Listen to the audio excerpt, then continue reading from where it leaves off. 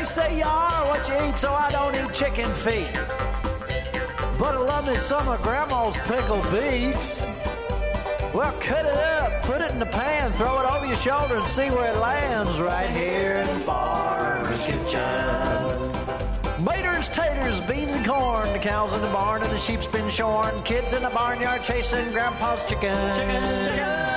Spices, slices, cuts and dices, gonna slash your grocery prices right here in Farmer's Kitchen. Help you grow your garden good with recipes to suit your mood. Try some grub you've never tried before.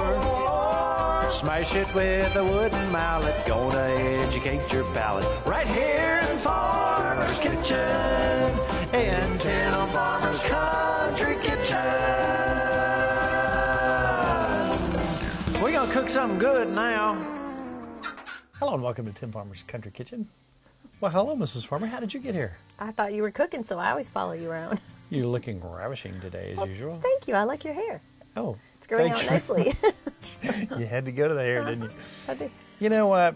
We were looking for something to do a couple weeks ago, and random. We fly by the seat of our pants, Right. but I saw under Kentucky festivals and events. At the time, we thought it was the Goetta Festival. That's what it looks like. Okay. Yeah. I'm telling you what, I'm really stuck on traditions and Kentucky foods and so on and so forth. How in the world have I been on this planet over 50 years and not known anything about, not Goetta, but Goetta? Yeah. So guess what we did? We called Kelly, who just happened to be hanging out. Right. Talked to you, said, yeah, let's go to the Goetta Festival. Very shortly, once we got there, we found out it's not Goetta, and it's not Glier's who makes it. We had some pronunciation difficulties to begin with, but you know what?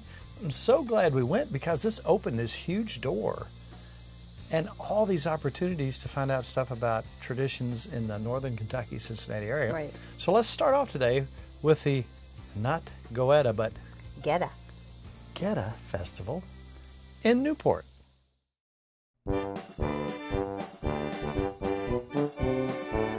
We were looking for things to do this weekend. That's right.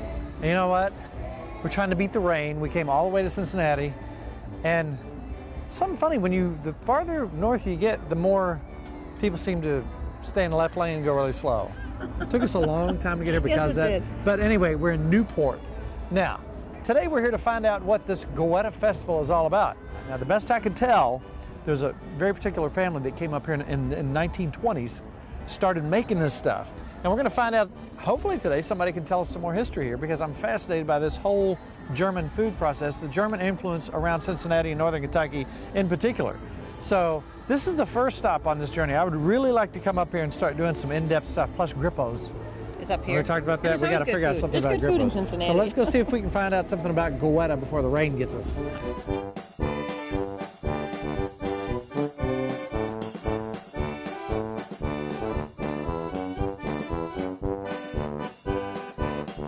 You're the guy I've been looking for. I don't know how I found you with that shirt. That's right. All right, let's talk about Goetta, the history of Goetta. It's right here, and I haven't tried it yet. But first, I can give me some history on the family, too.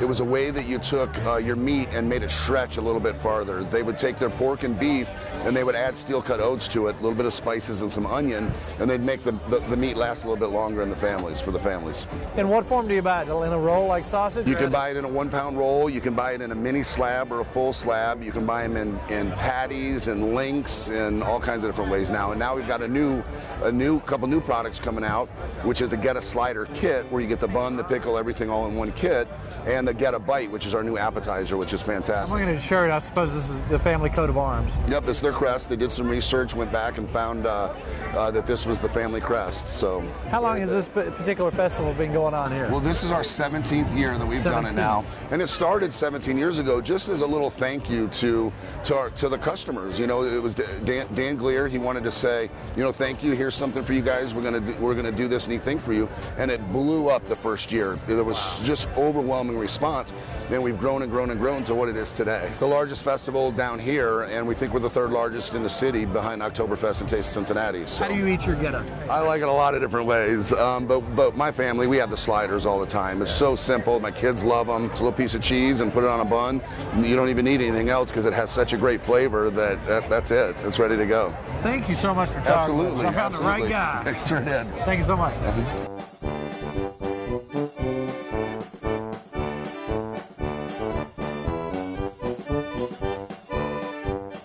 I don't even know what to say. What is that? What's in there? Because I love sausage, but it's sausage, and you can see the cut oats in there. That's good. I've never anything like it. I haven't either. That's delicious. It almost defies explanation. I don't know, but I want some more. Okay. Let's go get some more I'm sorry. food. There's so many places. Look here. Okay. Sauerkraut balls, Oktoberfest pretzels. Can you dig? Let's go get Try some that. more. I can try that.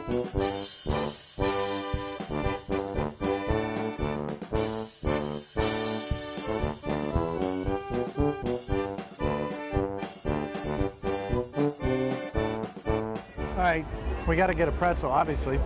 We're having some German food. Then when the girls come, we're gonna take an old recipe and make some pretzels with the granddaughters. What do you think?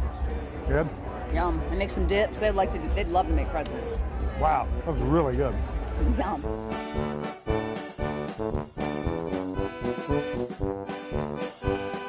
What was your thoughts? I love the food. I loved it. It's absolutely delicious, and to have that little crunch of those oats in there, Yum. it's almost indescribable. It's very good. So if you got to get it, go to Glier's. I should have been a marketing Yeah, you should expert have. back You in the should have. 1940s. You should have. All right, let's go to the truck before we get wet.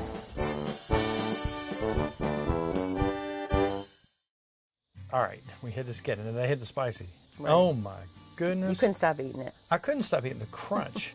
And it's not an overbearing crunch. It's not something Right. that hurts your teeth. It's just a nice Right. texture thing, which I thought you and I thought Kelly might not like because she's, it's all about the texture. Right. But everybody liked We all loved it. So then the fascination really began. I started looking about the German influences in northeastern Kentucky and Cincinnati from the 1830s to 1850s. And then I found out more about Glier's. Mm-hmm. And then I thought, people. I wonder if there are any Glier's still making Goetta. The book just kept on Right. turning page after page, so we had to find out. You know what? Isn't it nice when you go someplace and the door is open for you and the welcoming committee was Right. there? Very Wonderful, nice. sweet family, great people, and you can tell there's great pride in their product. We got to eat some while we were got there. to eat some. Fresh, wonderful. Let's go to Glier's and find out more about not Goetta, But Goetta. Goetta. It's a Goetta factory. That's right. When you got to get some Goetta, go to Glier's. I still think they ought to use my marketing strategy.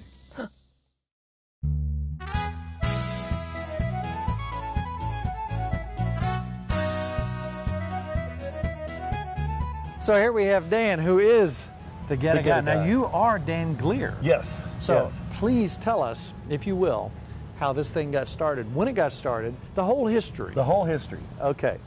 Dad grew up in a butcher family on his mother's side. His father was a violin maker, German. In fact, the family spoke German up until World War I. Wow. And came over from Germany, settled in a German community, which was Cincinnati at the time. Dad was told there's no future in the violin making business, get you another trade. So he grew up, started at 12 years old in the family butcher shop. Was drafted in World War II. And before that, he had apprenticed as a sausage maker at the H.H. Meyer Packing Company over in Cincinnati. Aha. Again, Meyer, good German name. So the Air Force put him into special units to do that kind of stuff. He wound up in England. But when he came back home, then he approached his brother and he said, look, there's no way two families can get a good living out of a little retail store. You're going to need to find your own way. Yeah. He opened up a butcher shop. He and my mom opened up a butcher shop, and it had a sausage kitchen in the back, which was ideal for my dad. He had developed or begun developing his Goetta formula mid to late 30s. Then when he got his own butcher shop, he was able to create it. He said, I made Goetta in a 50-pound lard can. So that's how it got started, Now, how- 1946. Where did Goetta itself begin? Goetta itself Goetta, the name, is a corruption. It essentially says grits. We know that Goetta, of the type of product that was made here in Cincinnati, that was made in the Hanover, Westphalia area of Germany. It's kind of in the upper quadrant. Made there, probably, definitely not known as Goetta, but known probably as Grützwurst, or grits and sausage. Gotcha. So that's where it began. When groups of those immigrants came to Cincinnati, they brought those kind of products with them. It is a peasant food, or was, because you could take the scraps of the hog at killing time, mix it with some grain to extend it, and you could wind up with some pretty good, healthy product. So it's filling. It's got some grain in it. Yes. It's got the meat itself. So at what point did this take off and become a staple? Well, in the mid-'60s, the United States Department of Agriculture was establishing what they called standards of identity. In other words, they took products and said, okay, this is what a wiener is, this is what a bologna is, this is what, so they restricted as to what you could call it when you made it. Goetta was one of those regional products that didn't have a standard of identity, and USDA established one. They used my dad's formula as the basis for the standard of identity. Now, it has some other things in it. For example, he uses only whole grain steel cut oats, but you could also use oatmeal if you wanted to use that under the standard of Let's identity. talk about, for those who don't know, what is steel cut? Steel cut. If you looked at a whole grain of oat, it looks somewhat like wheat or rice. All right, and then to steel cut it, you take essentially and blow it down a little tube and have a knife break it into 3 pieces. That's steel cutting the oat. Gotcha. Yeah. Let's talk about what happens in the factory. Okay. There's more than one room. What happens in here? Yes, Goetta is a denatured product. Meaning? Denatured, cooked, partially cooked. That's our first and what we call parboil. You boil the meat off. Then we take the meats, grind them, mix them with the rest of the ingredients, the oats, the spices, the herbs, which is onion, fresh onion, and mix that all together and then stew it for hours until it gets ready. When you hydrate the oat, that's when you know it's done. So we're going to go inside and take a look around and see all the process. The one guy in there, he was taking it and actually manually. Yes. It comes into a tube, it cuts it off, and he stacks it over, and the guy's there pricing it. So this is still manually done. Oh, yes, yeah. It's still manually stirred. I mean, we don't have machines to stir. We got guys with big, strong shoulders mixing that Goetta. Do you ever have a fear that it might get so popular you might not be able to keep up with demand? Haven't made it there yet. You hope to do that. Hope to do that. I hope we introduce a lot of people to this product. And where can you find it now? I know we found it in Frankfurt. It's in most of the Krogers. We're in Meijer. We're in Walmart. Many of them. We don't go too far south, but the Kroger stores are in all the way down to Nashville. Thank you so much for sharing history with us today. Thank tradition, you so much. And gotta get some Goetta. Gotta get it.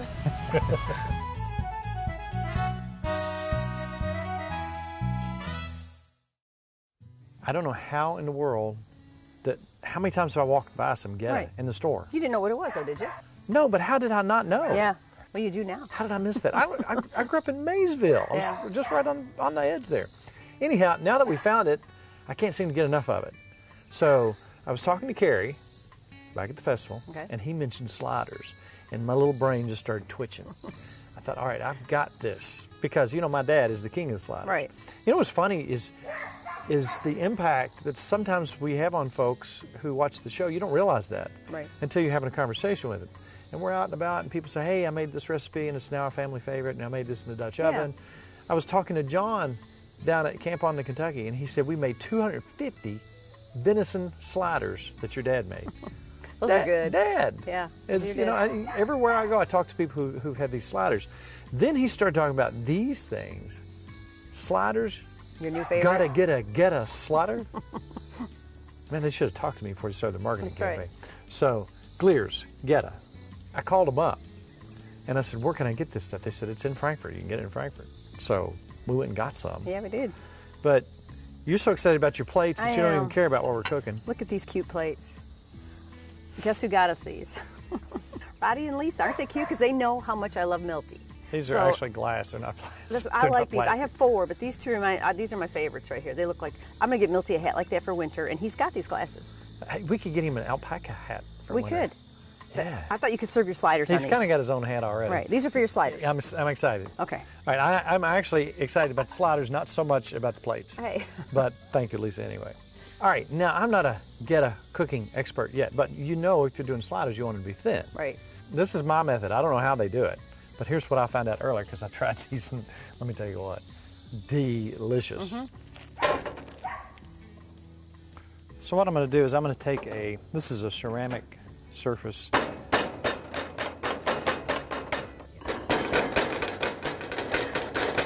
All right, now I've been experimenting with this. If you have some kind of a griddle surface that's you know, got a rough edge to it, you don't want that. You got to have a surface that's smooth, because we tried it on a griddle that was really had a little.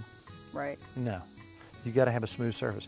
Now I pounded that out before it was hot, so now I'm going to start the grill.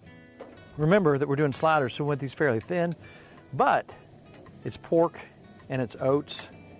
I think there's some beef in there and some other stuff. So remember that the oats are going to pop.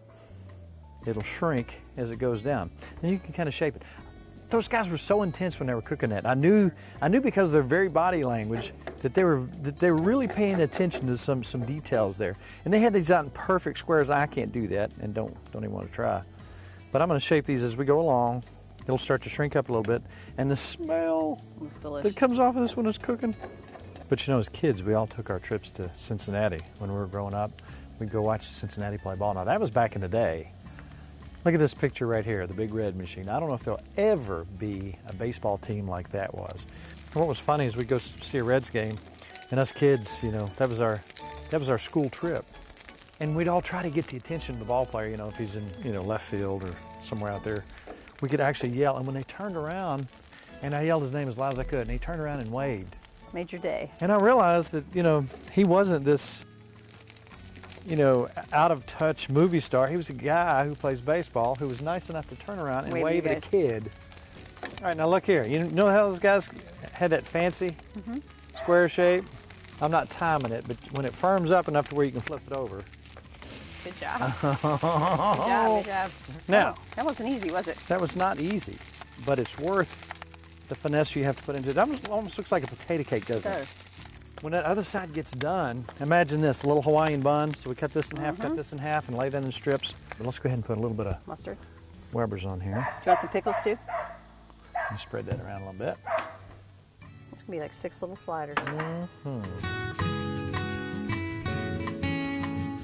All right, you remember when we were doing the bone broth and I was talking about grippos? You can't believe the amount of people that said something about that's their favorite They're the barbecue best. potato. The best. How about when we go to Cincinnati, we look up grippos while we're up there? Let's load up because Natalie's coming and she loves it. It's true. All right, look here. Look at there. Oh, yeah. Look at that slider. Look at that. Does that not look like That looks delicious. something you'd pick up at the drive-through window? The consistency. You could probably eat 100 of these, couldn't you? Absolutely love that. Pickle's good on it. I don't know how I have not noticed this all my life. I've walked by this in the counter. This is all you're going to eat every day for lunch now, right? Probably not, Okay. but I will on occasion. The consistency, the crunchiness, but it's not a hard crunch. It is pretty good. We were talking earlier, and I thought, how many different ways could we make this? Now, I'm sure they have recipes on their site, but Right. you start talking about your grandmother. While I'm eating all these, why don't you go bring out your other surprise? All right. You know, you think about it, it's seasoned meat for you. You can do anything with it. So I made a couple things. I'll bring you out and see if you like them. We got our Elmwood bag today, didn't we? We did. We got peppers and zucchini. So what did you do here?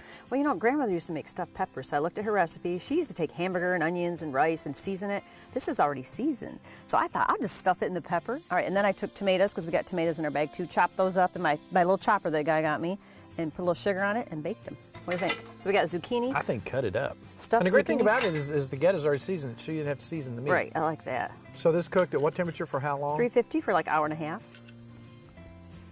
That's good. So it's already, it's like you don't need rice or anything. You got those oats. It takes the flavor of that pepper real well. I like the zucchini too. That's good. And you got your filler in there already, so you don't need rice. Oh, that's really good. This try the is zucchini. not better than sliders, but man, it's close. Wow. Well, that's really good with that pepper. I like that really, too. really good. That's the easy way to make stuffed peppers, isn't it? Yes, it's it all is. seasoned for you. I just threw it in the pepper and cooked it. What a wonderful tradition. Families pass stuff down. Another tradition we have over the years has been going to the 127 yard sale. You never know what you're going to find. That's right. Oh my goodness, some of the silly stuff I brought home. But you meet some characters too, and you find some strange stuff. And I ended up with one of my little choo-choo trains. Now at the end of the show, you notice that our production sign it's a train. But the front of the train is an old microphone from the 1930s. So I love that Art Deco period. Yeah. So I did find a little train. You found some other stuff and too. I do like the old trains, but let's go visit the 127 yard sale.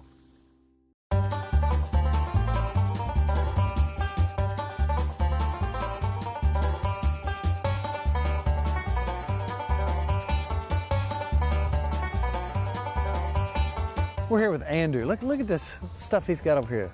This T-Rex. You think the grandbabies would like something like that? This is cool stuff. So you got somebody who makes this, and you take it around all over the place and sell it. How cool! That is correct, because my talent is selling, not manufacturing. Well, this is just some of this. Is this your first time here on the 127? This is my first time on the 127, and I've just moved to this part of the country from Texas. Well, you know what? This is some pretty cool stuff, and I bet you'll move a lot of it. Thank you, thank you. I'm glad you like it. Well, you're the first person we've talked to today for the Country Kitchen. So say hello, Tim Hello, Farmer's everyone. Country Kitchen. Hello, Farmer's Country Kitchen.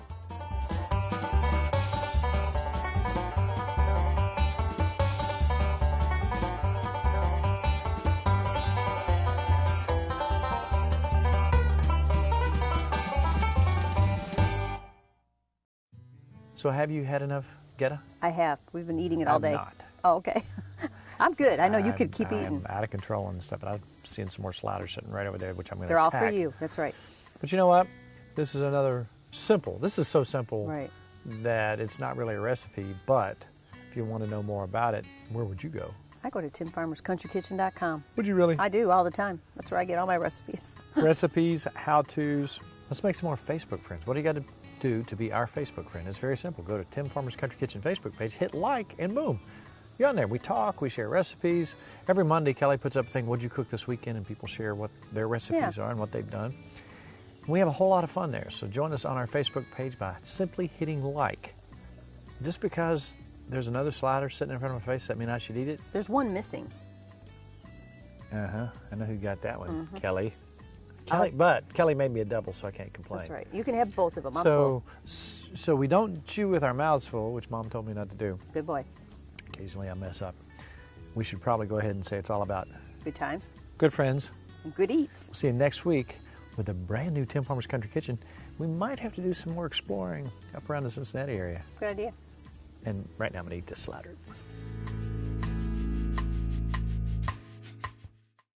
To order a cookbook, please call 502-319-0487 or email timfarmerck@gmail.com.